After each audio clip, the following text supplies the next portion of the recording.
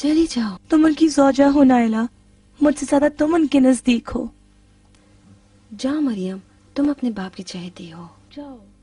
نائلہ مجھے شرم آتی ہے، میں ان کی اشک آلود آنکھوں سے شرم کھاتی ہوں.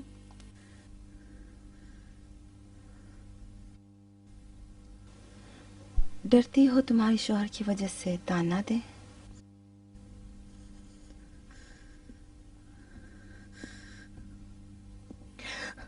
ہاں ہاں.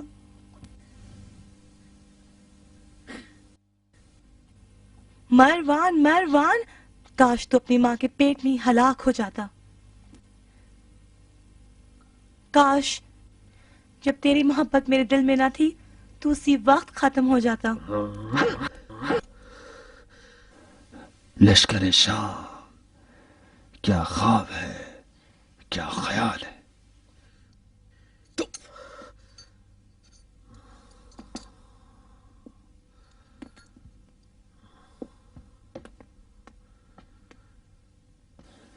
جس شخص کے بارے میں 4 آدمی باپ ہونے کا دعویٰ کریں وہ کتے سے بدتر ہے.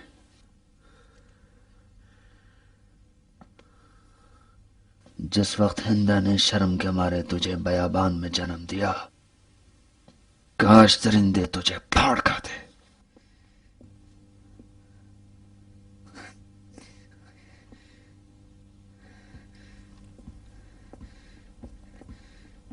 اپنے باپ کی آنکھوں میں آنکھیں نہیں ملا سکتی.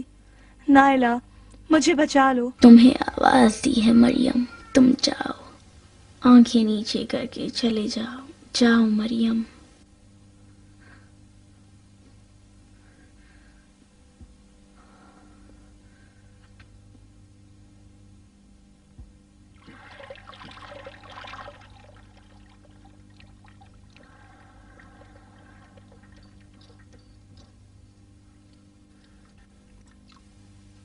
آدھے دن سے شکر کے سجدے میں،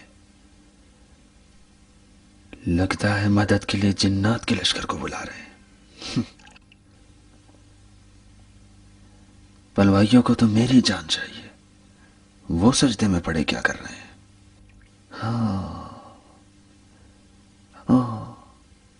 شاید میری محبت دل سے نکالنا چاہتے ہیں.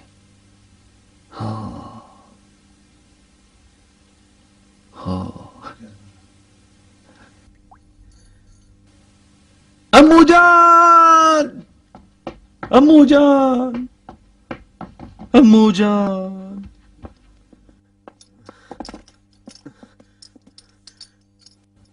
امو جان، دوست مجھے تانوں کا نشانہ بنائے ہیں اور دشمن لعنتوں کا. یہ بلوا میرا خون پیے بغیر ختم نہیں ہوگا. میں اب کفن پہننا چاہتا ہوں امو جان. آپ میرے خلیل بن جائیں، میں آپ کا اسماعیل. مجھے بلوائیوں کے سامنے ڈال کر قربان کر دیجیے.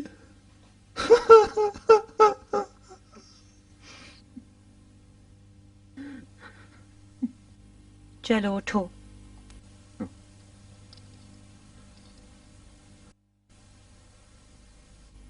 یوں ہی کسی کی محبت کسی کے دل میں نہیں آتی. تو نے اپنی جھوٹی باتوں سے مجھے اپنا اسیر بنا لیا ہے. جاؤ علی کو خبر کر دو مروان، یہ گٹھی بس علی کے ہاتھوں سلجھے گی، نہ کہ تیری قربانی سے.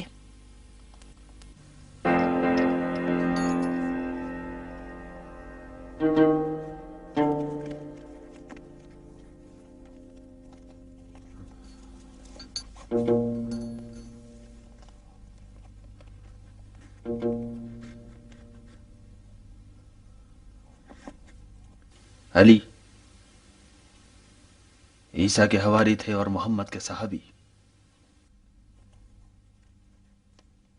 تمہارے مرید ہیں اور خلیفہ کے مشیر.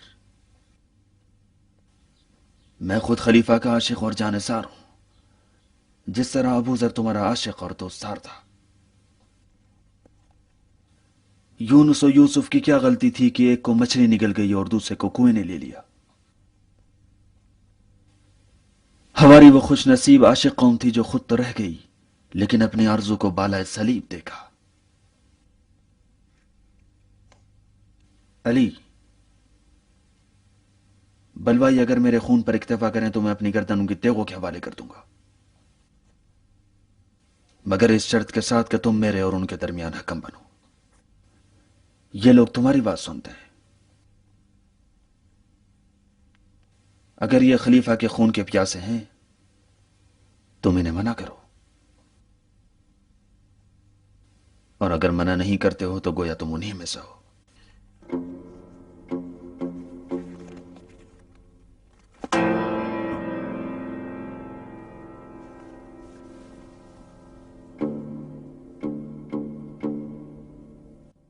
کہاں جا رہے ہو علی؟ کچھ جواب تو دو، میں خلیفہ مظلوم کا قاصد ہوں، اگر خلیفہ قتل ہو گئے تم ذمہ دار ہو۔ اپنی زبان کو لگام دے گناہوں کے پہاڑ، تیرا جھوٹ چوہے کی بل کی طرح ہے جس میں وہ بلی کے ڈر سے چھپا ہے۔ لگتا ہے ملک الموت سے ملاقات ہو گئی ہے۔ اگر تو خلیفہ کا وفادار ساتھی ہوتا تو خلیفہ ہرگز تنہا نہ ہوتا۔ ان جھوٹوں کے سردار، بلوائی نہ تیرا خون چاہتے ہیں نہ خلیفہ کے خون کے پیاسے ہیں، تیرا عزل چاہتے ہیں۔ بس اگر اپنے دعوے میں سچا ہے تو کرسی چھوڑ دے اور خلیفہ سے کنارہ کشی کر۔ تم چھوڑو گے علی کو؟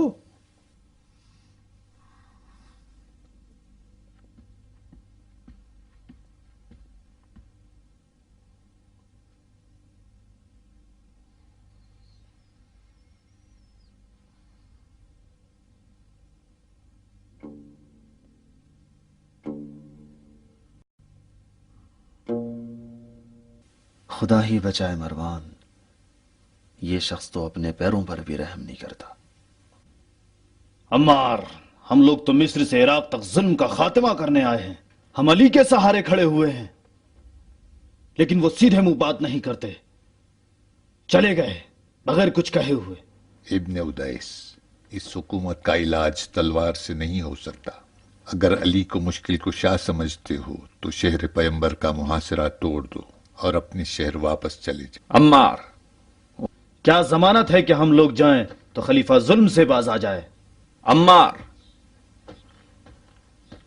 علی کہاں گئے؟ کیوں چہرے کا رنگ اڑ گیا ہے مروان؟ جان نثار تو سر دیتے ہیں، پریشان کیوں ہو؟ جان نثار تو بے باک اور زمین پر جالے لوگ ہوتے ہیں۔ میرے جملے مت دوہراؤ، فقط بتاؤ علی کہاں ہے؟ خلیفہ نے علی سے فیصلہ چاہا ہے تو وہ مجرموں کے ہاتھ کاٹنے گئے۔ آخر کیا ارادہ ہے ان کا؟ میں اتنا جانتا ہوں کہ علی جیسا سقی ڈھونڈے نہیں ملے گا۔ عطا اور بخشش میں وہ ابر رحمت ہیں اور اللہ کا حکم جاری کرنے میں وہ آتش غضب ہے۔ عرب آتش غضب پہچانتا ہے، وہ رحم کیا جانے۔ آل امیہ نے ابھی تک علی کا غضب دیکھا ہے، لیکن عطا و بخشش ہرگز نہیں۔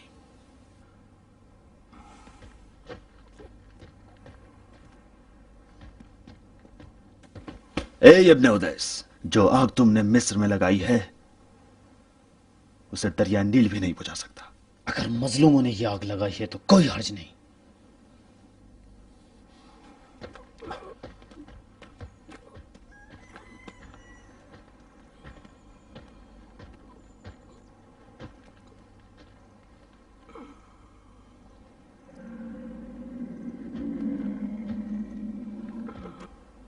کیوں تڑپ رہے ہو عمار؟ مروان کی لات کا اثر ہے، درد کی شدت سے جان نکل جاتی ہے۔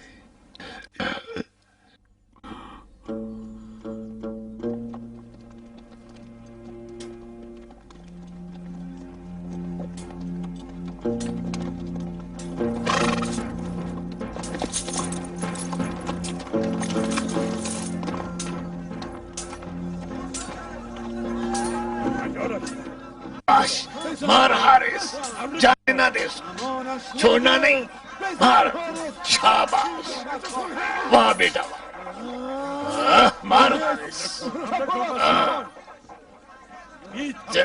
اچھا کیا۔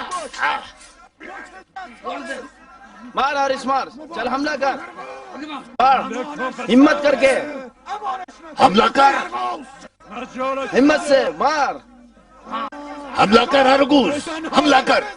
مار حارث مار، حملہ کر.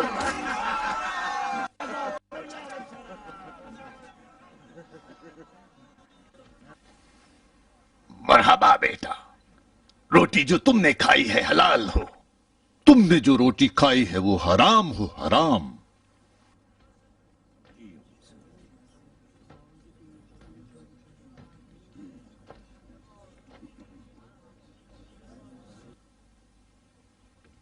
اپنی پیشانی سے رومال کھول دو. تمہاری کنیت ابا خطام ہے نہ ابا حارث. کوفے کی مائیں خطام جیسی بہادر بیٹی جنم نہ دے سکی. اگر کوفے کی بیٹیاں اپنے رفتار و گفتار اور حسن میں انگوٹھی ہوں تو تمہاری خطام اس انگوٹھی کا قیمتی نگینہ ہے. اجازت دو کہ ان بہادر فرزندان کوفہ کی تلواریں اب میرے اختیار میں ہوں. الغوز، آؤ بیٹا.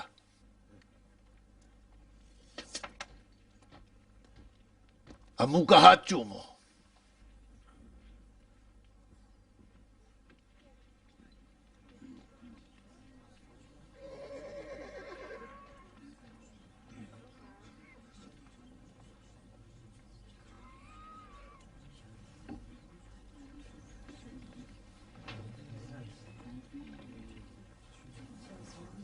آؤ آؤ.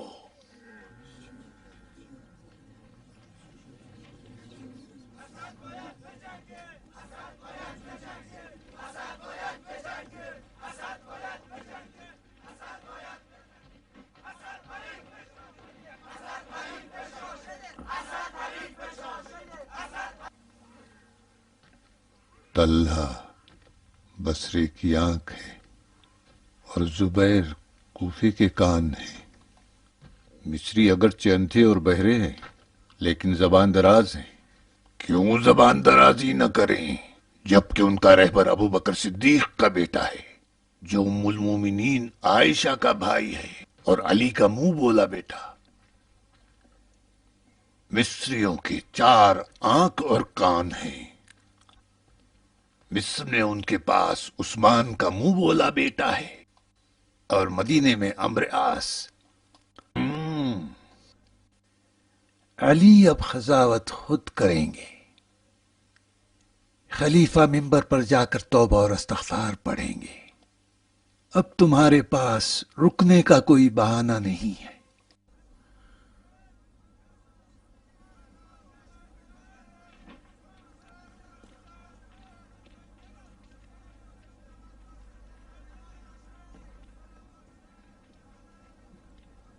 لبیک یا ابتا. لبیک یا علی. لبیک لبیک.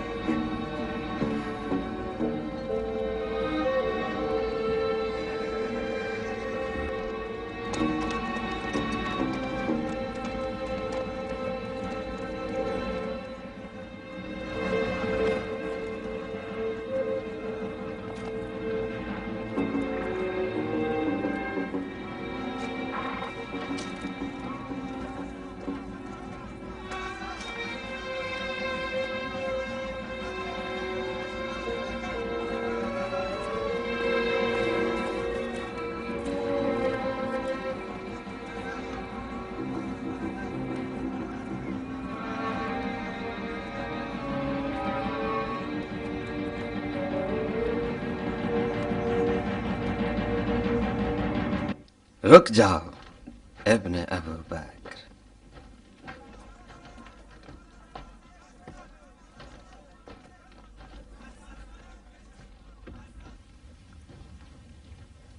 عمرو عاص سے مشورہ لینا نہ بھولو محمد. تمہارے مشورے کی مجھے کوئی ضرورت نہیں.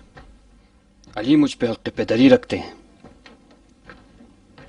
ناخلف ہوں اگر میں نے ان کی اطاعت نہ کی.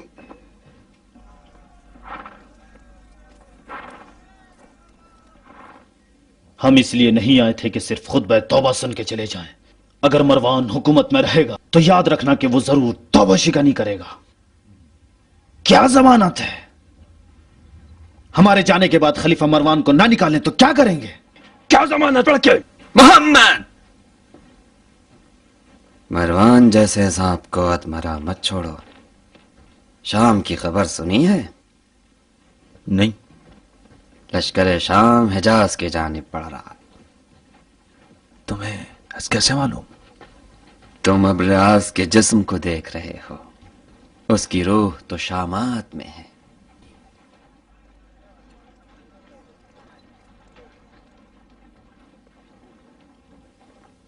कासिद शाम है, मैंने पकड़ा है इसे।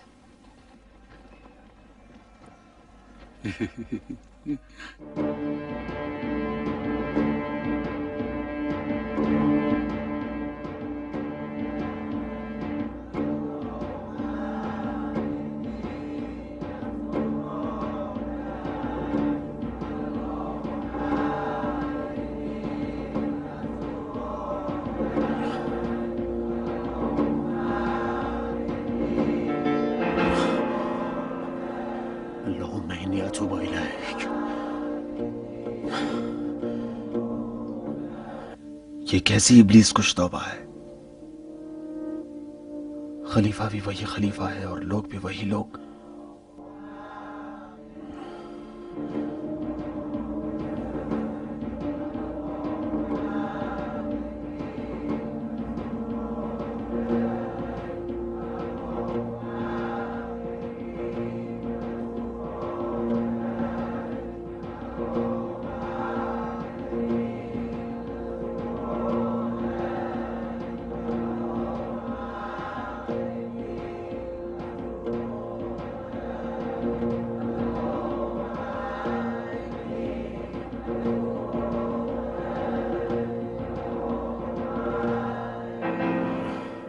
इस तौबा का इब्लीस मैं हूं। लोग मुझे शर्म दिलाकर मार डालें, यह बेहतर है या खुद मर जाऊं।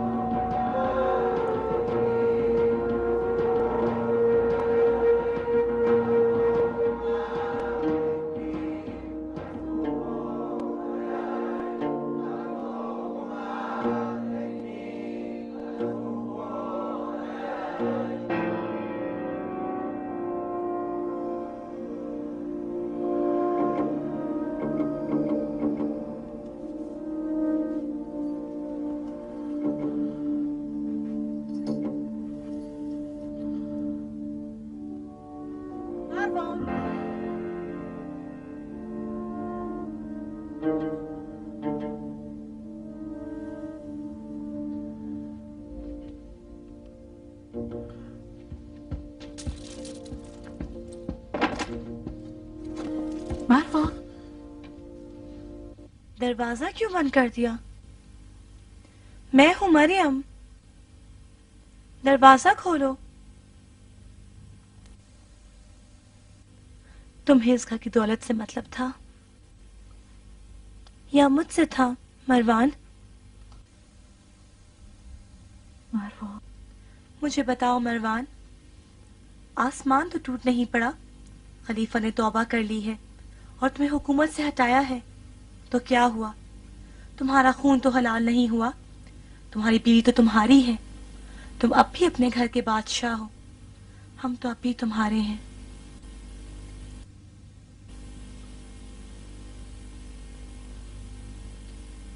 तुम कहा करते थे हिजाज का आसमान कितने सितारों से भरा हुआ है।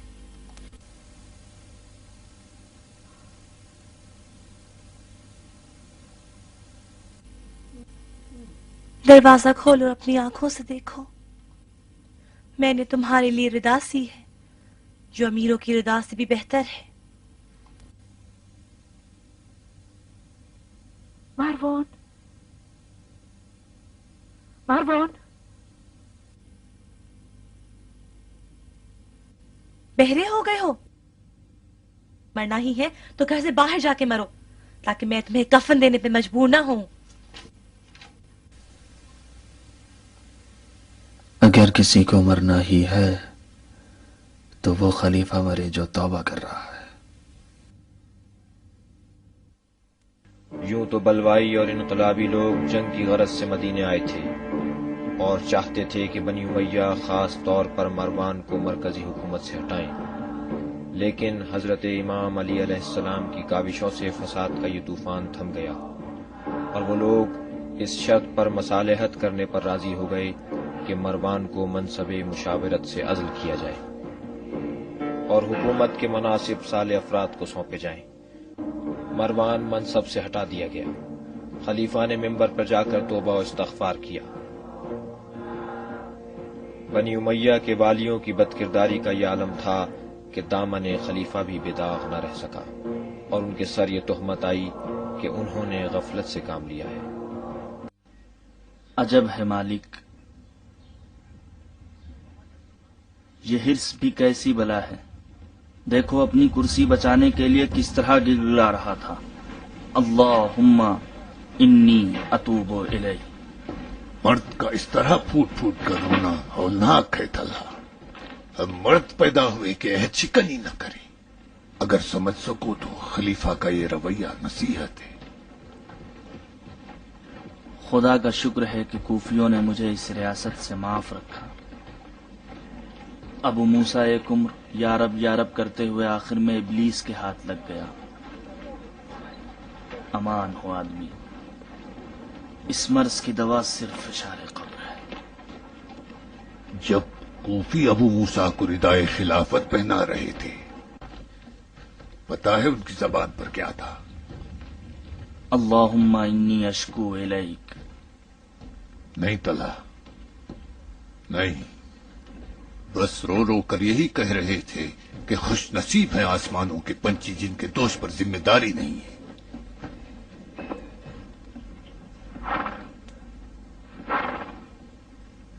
اللہم اجعل عواقب امورنا خیرا۔ آمین۔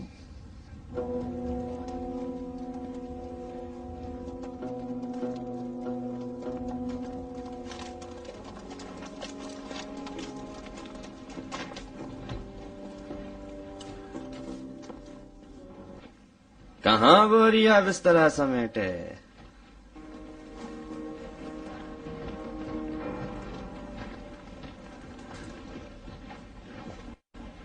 ہر مسافر کو ایک دن جانا ہے، جس طرح ایک نہ ایک دن مرنا ہے۔ رنج سفر استغفار کی خاطر قابل برداشت، خاص کر کے توبہ کرنے والا خلیفہ ہو۔ وہ توبہ نامہ نہیں تھا ابن عاص، بے عدالتی کا قتل تھا۔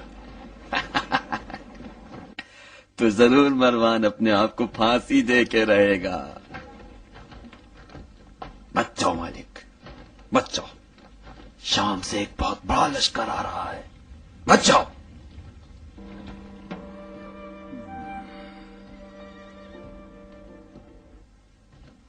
مجھے پتا تھا کہ یہ شخص مخلصانہ توبہ نہیں کر رہا تھا۔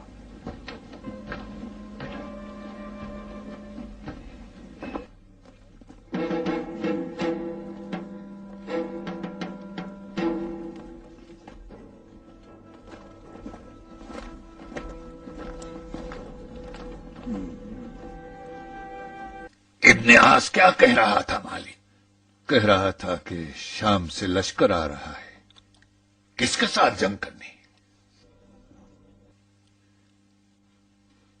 شاید جنگ کے لیے نہ ہو، تم میر لشکر ہو مالک۔ اگر جنگ کرنا مقصد نہ ہو تو لشکر کیوں آئے گا؟ ہمارے ساتھ دھوکہ ہوا ہے، بڑا دھوکہ۔ دیکھ لیا تم نے، نہ وہ کبوتر جھوٹ تھا نہ وہ خط جعلی۔ شام کے قاصد آ گئے مروان کے بے جان لاشے کے لیے، امیر شام معاویہ کا پیغام مسیحائی لے کر۔ کیسے اکڑ اکڑ کے چل رہا ہوگا گرگٹ کی اولاد، اور ہم سب کی سادگی کا مذاق اڑا رہا ہوگا۔ اللہم انی اتوب الیک۔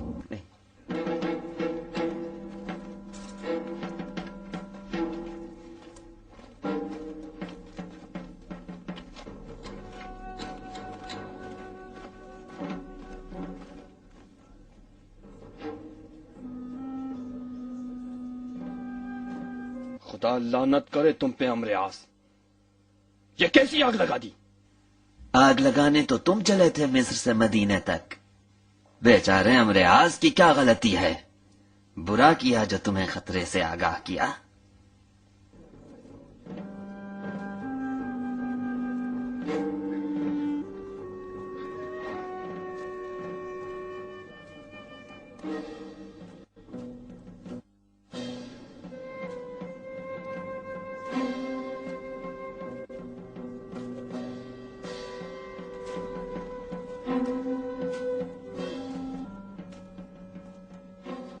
امر عاص کی خبر میں نے بھی سنی ہے۔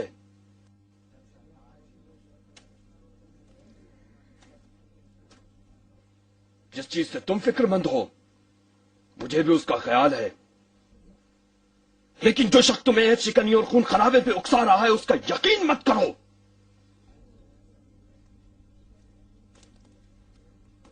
یہی امر عاص جب حاکم مصر تھا تو یتیم اور بیواؤں پر بھی رحم نہیں کیا۔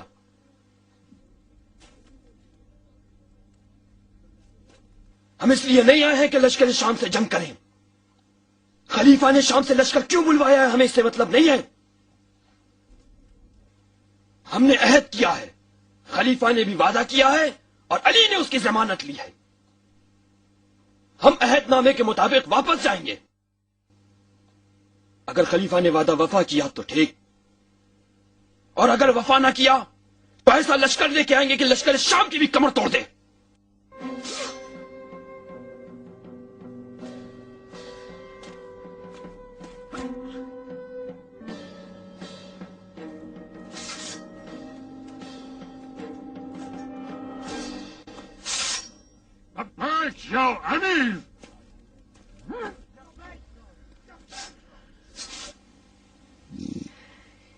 یہ ردائے خلافت اونٹ کے بال سے بنتی ہے یا بھیڑ؟ اگر اپنے لیے کہہ رہے ہو تو کسی سے بھی نہیں۔ اگر علی کے لیے ہو تو؟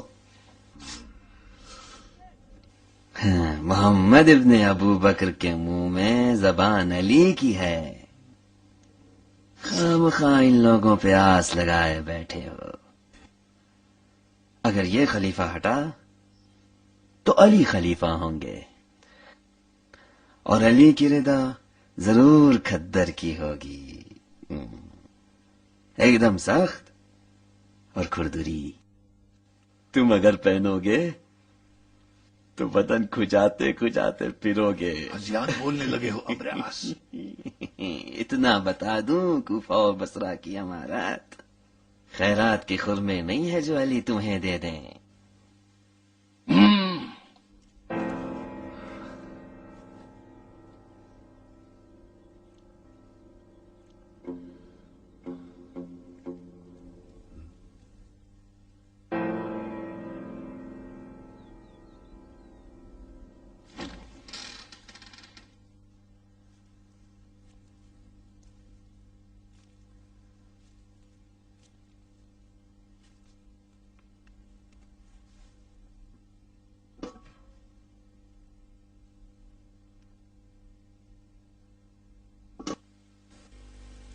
کھانا تمہاری پسند کا لائی ہوں، اٹھو مروان۔ معاویہ کی پکوان تو میری پکوان کی طرح بدمزہ نہیں ہے۔ لو پڑھ لو۔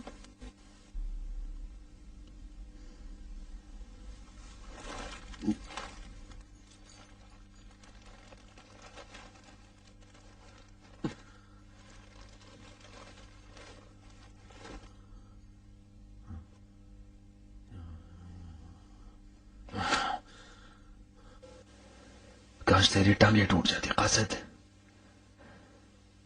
ایک دو دن پہلے نہیں آ سکتا تھا۔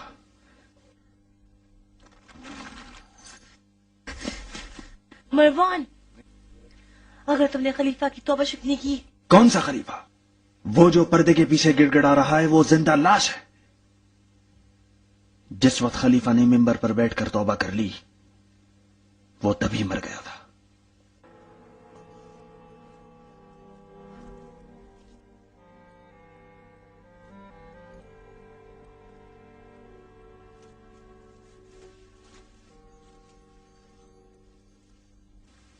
دیکھا موجان،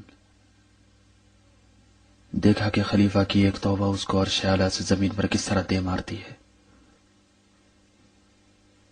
آج کے بعد اگر آپ کو کوئی سلام نہیں کرتا ہے تو برا نہ مانیے گا، اب آپ ان کی جوتیوں کے برابر ہیں، ان کے سر کا تاج نہیں۔ نہ خطا کار خلیفہ کی اطاعت واجب ہے، نہ توبہ کار خلیفہ کا احترام۔ کل اگر عرب کے بددو آ کر آپ سے ٹڈی کا مطالبہ کریں تو وہ بھی پکڑ کے دینا پڑے گی، کیونکہ خلیفہ کا حال یہ ہے کہ جس کی لاٹھی اس کی بھینس۔ کاش آپ نے کچھ دن اور صبر کر لیا ہوتا۔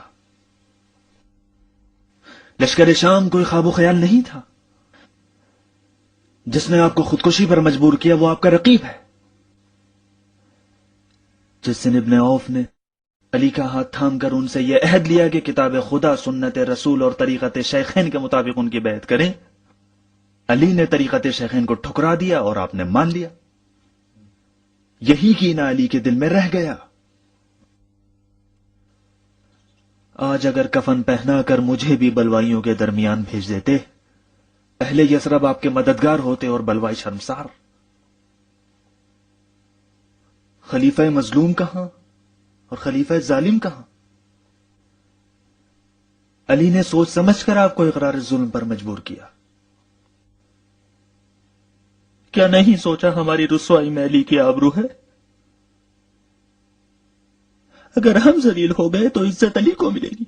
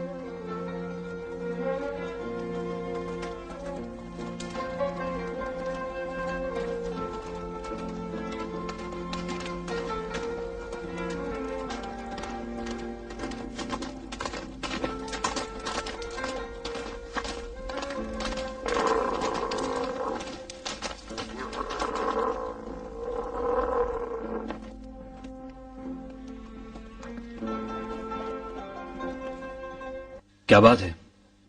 یہ آدمی چوری چھپے ہمارے پیچھے آ رہا ہے، نہ ہم سے دور ہوتا ہے نہ نزدیک، لگتا ہے یا تو جاسوس ہے یا کوئی قاصد۔ کون ہو تم؟ بندہ خدا، امت محمد مصطفیٰ سے ہوں۔ کہاں جا رہے ہو؟ ظلم و جور سے بیزار ہو کر ایک ایسی جگہ کی تلاش میں ہوں جہاں فقیر کو اس کی فقیری کی وجہ سے ستاتے نہ ہوں۔ سنا ہے کہ مصر میں ایک عادل امیر آیا ہے۔ کیوں چوری چھپے ہمارے پیچھے آ رہے ہو؟ اس لیے کہ اگر کوئی اجنبی تمہارے درمیان آ جائے تو تم پسند نہیں کرو گے۔ تمہارے اونٹ پہ خلیفہ کی مہر ہے، بندے خدا اور چوری؟ خلیفہ اس سے کہیں زیادہ میرے مخروص ہیں بھائی۔ تلاشی لو۔ بھائی میرے ساتھ نان جو، خرما اور مشک بھر پانی کے علاوہ کچھ بھی نہیں ہے۔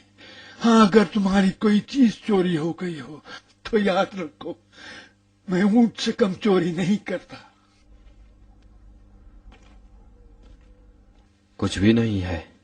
کیسے نہیں ہے؟ نان، خرما اور پانی بیابان میں ایک عرب کے لیے کوئی کم نہیں ہے۔ مشک آپ کو بھی دیکھا ہے، پانی سے بھری ہے، الٹ تو پانی۔ میں تمہارے آگے ہاتھ جوڑتا ہوں بھائیو، رحم کرو، بے آب صحرا تپتے ہوئے جہنم میں ایک خطرہ مائے حیات بھی پھینکنا گناہ ہے، گناہ۔ تمہارا بھور پانی کا احترام نہیں جانتی، بے انصافی نہ کرو مومن، میری شہرک کو نہ کاٹو۔ گھبرانے کی بات نہیں، ہمارے ذخیرے میں بہت پانی ہے، تمہاری مشق کو پھر سے بھر دیں گے۔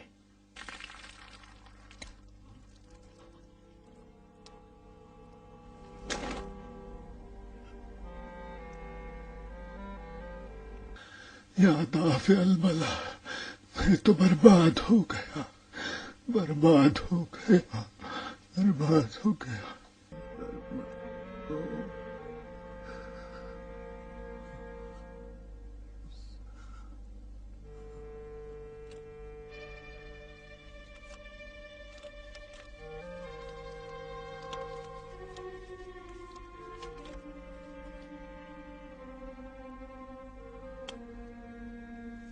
بتاؤ ملعون، بتاؤ یہ خط تم کو کس نے دیا؟ ہزار ہزار بار بھی پوچھو گے تو یہی کہوں گا کہ مروان نے۔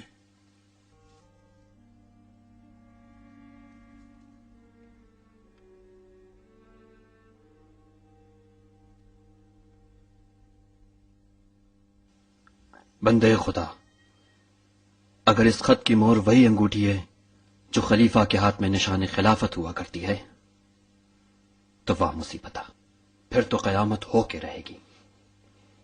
میرے آقا، ان خامخواہ کے بپھرے ہوئے لوگوں سے تم ہی کچھ کہو۔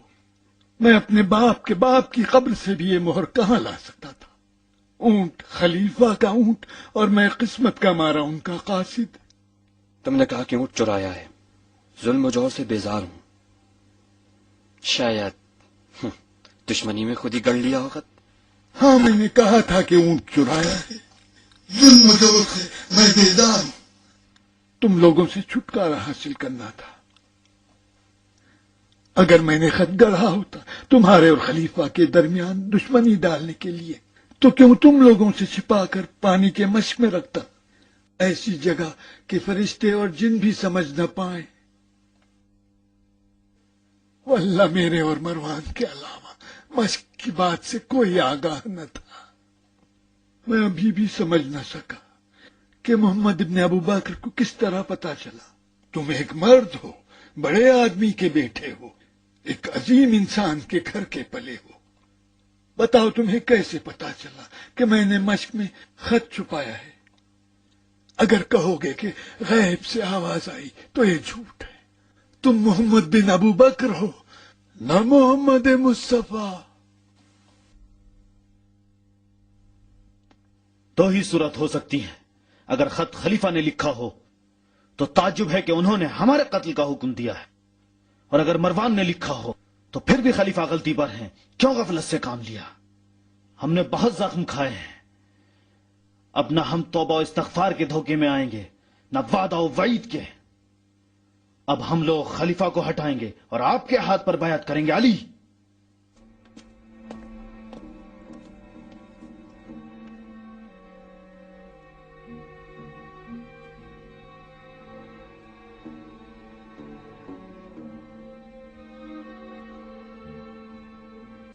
یا بتا، میں کچھ نہ کر سکا،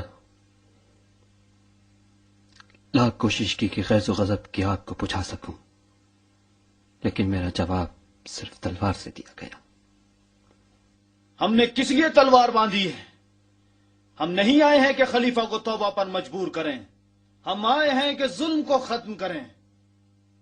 تم لوگوں نے دیکھ لیا کہ خلیفہ نے اپنے عہد پر عمل نہیں کیا، علی کی ضمانت بھی نہ چل سکی۔ ایھا الناس، تمہارا امیر تمہیں دھوکہ دے رہا ہے، سورج کو دیکھ کر دن کا انکار کر رہا ہے۔ خلیفہ عہد شکن کا یہ ادعا ہے کہ ردائے خلافت خدا نے مجھے پہنائی ہے، میں اپنے ہاتھوں سے نہیں اتاروں گا۔ ہم کہتے ہیں اگر ابن عوف نے شرعی ذمہ داری کے تحت یہ ردائے خلافت خلیفہ کو پہنائی ہے تو ہم بھی شرعی ذمہ داری کے تحت ردائے خلافت کو خلیفہ کے جسم سے اتار لیں گے۔ لشکر شام کے پہنچنے سے پہلے کام تمام کر دو۔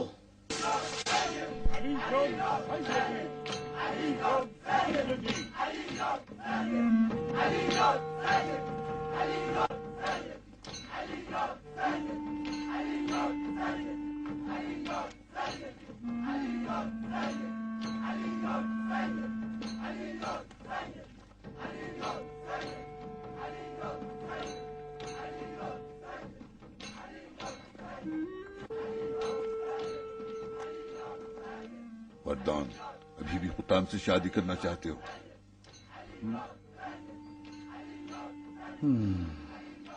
خدا مجھے غارت کرے، میں قطام کے سوا کسی کو خدا نہیں جانتا۔ تم جو مجھے اپنے پاس دیکھتے ہو اس لیے کہ تم سے قطام کی خوشبو آتی ہے۔ وردان، قطام کا مہریہ خون خلیفہ ہوگا۔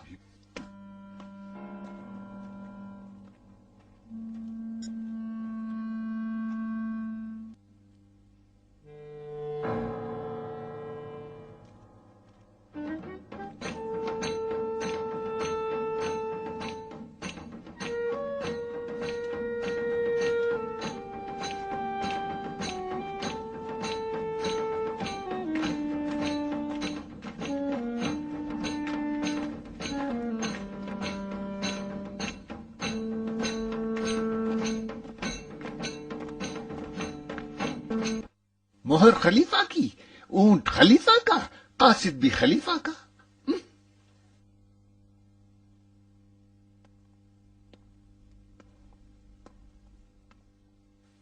کون یقین کرے گا کہ مصریوں کے قتل کا حکم نامہ جعلی ہے؟ کیا خلیفہ کے قاصد کو خریدا نہیں جا سکتا؟ کیا ان کے اونٹ کو چرایا نہیں جا سکتا؟ تم آخر کون سی مہر خلافت کی بات کر رہے ہو؟ وہ نقلی مہر خلافت جو خلیفہ کے پاس ہے، یا وہ اصلی مہر جو کنویں میں بہت پہلے کھو چکی؟ کیوں علی پر شک نہیں کرتے؟ یہ بھی تو ممکن ہے کہ علی نے پیغمبر کی اس گمشدہ انگوٹھی کو پا لیا ہو اور اس کو میراث فاطمہ سمجھ کر اپنے گھر میں رکھ لیا ہو۔ علی کنواں کھودنے میں تو ماہر ہیں ہی۔ خطبہ توبہ، بجالی خط، یہ سب کیا ہے؟ علی کی تلوار نیام میں رہ کر بھی آل امیہ کی گردنیں اڑا رہی ہے۔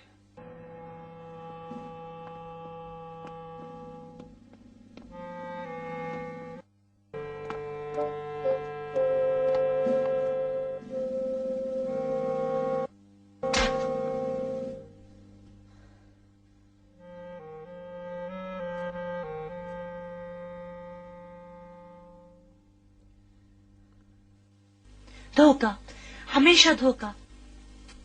کب تک تمہاری اس خبیث آنکھوں کے پیچھے مروان ہزاروں شیطان بیٹھے سازش کر رہے ہوں گے؟ وہ خط جس کا مضمون یہ تھا کہ مصریوں کے ٹکڑے ٹکڑے کر دیے جائیں، تم نے لکھا تھا، اور خلیفہ کی انگوٹھی کنویں میں نہیں گری تھی، تم نے چرائی تھی۔ میں اپنے آپ پہ کرتی رہی، زبان پہ نہ لائی تاکہ تم خوش رہو۔ مروان، کاش تم میری زندگی میں ہی نہیں آئے ہوتے۔